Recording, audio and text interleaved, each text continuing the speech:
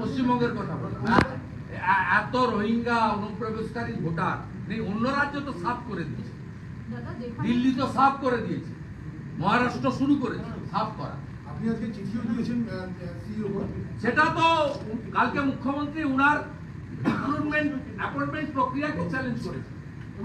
উনি গত এক বছর ইলেকশন কমিশনের one of the important member, আজকে তিনি ইসিআই হয়েছেন, সিইসির দায়িত্ব নিয়েছেন, চিফ হয়েছেন। মুখ্যমন্ত্রী তার আনুগত্য নিয়ে প্রশ্ন তুলেছেন। তিনি তারকে কোঅপারেটিভ ডিপার্টমেন্টের সেক্রেটারি ছিলেন, কোঅপারেশন ডিপার্টমেন্টের, তার মন্ত্রী অমিত শাহজি সেটা চ্যালেঞ্জ করেছেন। একটা veteran senior IAS officer constitutional post, যেখানে চিফ প্রাইম মিনিস্টারের লিডারশিপে ডিসিশন হয়, যেখানে লোকসভার এলওপি থাকেন, প্রশ্ন তুলন কি করে? আপনি পশ্চিমবাংলার লোকায়ুক্ত করেছেন এলওপি কে রেখে, ইনফরমেশন কমিশনার করেছেন এলওপি কে রেখে, আপনাকে হাইকোর্ট সুপ্রিম কোর্ট বলার পরেও আপনি সিকিউরিটি কাউন্সিলের মিটিং ডাকেন,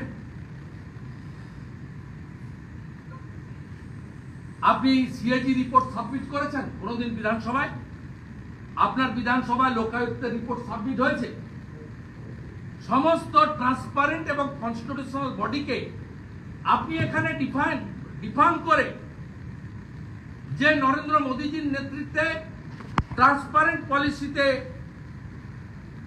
রিক্রুটমেন্ট হয়েছে একজন সিনিয়র আইএএস অফিসার, যিনি লোকসভা নির্বাচন সফলতার সঙ্গে করেছেন, ওয়ান অফ দি তিনজনের মধ্যে ওয়ান অফ দি মেম্বার ছিলেন, তার ইন্টিগ্রিটি নিয়ে প্রশ্ন তুলেছেন। তাহলে আপনার সিও মতে যে লোকগুলো কাজ করত, পশ্চিম বর্ধমানে ডিএম করেছেন,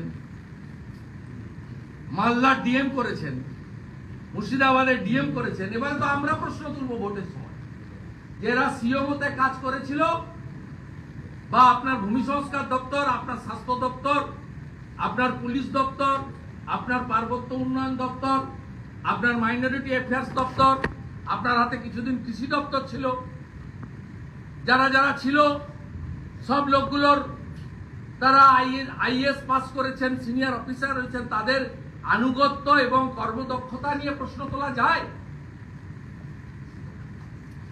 You chief minister crossed your limitation yesterday.